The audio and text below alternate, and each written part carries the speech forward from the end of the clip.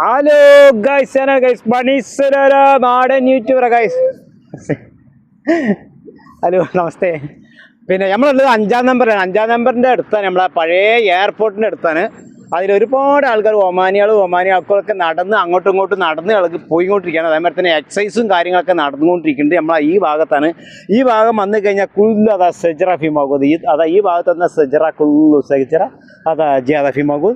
അതേമാതിരി തന്നെ ഈ ഭാഗത്തേക്ക് വന്നു കഴിഞ്ഞാൽ ഒരുപാട് നടന്ന് പോകാനുള്ള ഒരു ഭാഗം കൂടിയാണ്. നടന്ന് അങ്ങോട്ടും കൊണ്ട് പോവാം. ഇത് ഇപ്പുറത്ത് വന്നു കഴിഞ്ഞാൽ 5-ാം നമ്പറിന് നമ്മളെ മൊബൈലിൻ്റെ ടവറല്ല, അത് പിന്നെ അത് തന്നെ റൗണ്ട് ആകുമ്പോഴാണ് നമ്മൾ ഈ ഭാഗത്ത് കാണുന്നത് ഗൈസ്. നമ്മളിനി അങ്ങോട്ടാണ് പോകാൻ പോകുന്നത്. പഴയ എയർപോർട്ടിൻ്റെ ഉള്ളിൽ കാണിക്കാറ് ഇനി പോകാൻ പോകുന്നത് ഗൈസ്. അതെ നമ്മൾ വരി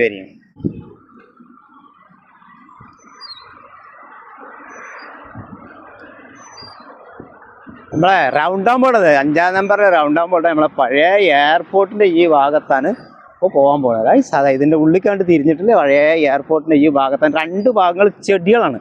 ചെടികൾ വെച്ച് പിടിപ്പിച്ചിട്ടുണ്ട്. അതെ, നല്ല നല്ല ചെടികളും വെച്ച് പിടിപ്പിച്ചിട്ടുള്ള ഭാഗമാണിത് നമ്മൾ കാണുന്നത്. അതെ, വരി മുന്നോട്ട് പോകുന്നത്.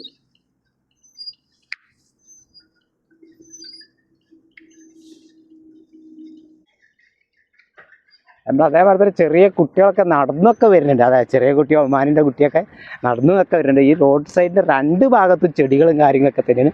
നമ്മൾ ചെറിയ കുട്ടികൾ നടന്നു വരുന്നത്. അതെ ഓക്കെ. അതെ, റോഡ് സൈഡിൻ്റെ ഈ 2 ഭാഗത്ത് നമ്മൾ കാണുന്നതാണ് പഴയ എയർപോർട്ട് എന്ന് പറഞ്ഞാൽ പഴയ എയർപോർട്ടാണ് കാണുന്നത്. പിന്നെ നമ്മൾ ഈ ഭാഗത്ത് എല്ലാ ഭാഗത്തും കാണുന്നൊക്കെ തെങ്ങാണ്. സലാലിൽ തെങ്ങില്ലാച്ചിട്ട് ഒരു ബുദ്ധിമുട്ട് വരില്ല. തെങ്ങ് വെച്ചാൽ കണ്ടമാന തെങ്ങാണ്. അതുകൊണ്ടൊക്കെ തെങ്ങിൻ്റെ ഭാഗമാണ് അതൊക്കെ. സലാലിലാണ് തെങ്ങിൻ്റെ ഭാഗമാണ്. അതേപോലെ തന്നെ കുറേ ആൾക്കാർ മണ്ണി അങ്ങോട്ടും ഇങ്ങോട്ടും എക്സസൈസും കാര്യങ്ങളൊക്കെ നടന്നു കൊടുക്കും. തെങ്ങിൻ്റെ കുരലി ഈ ഭാഗം നോക്കി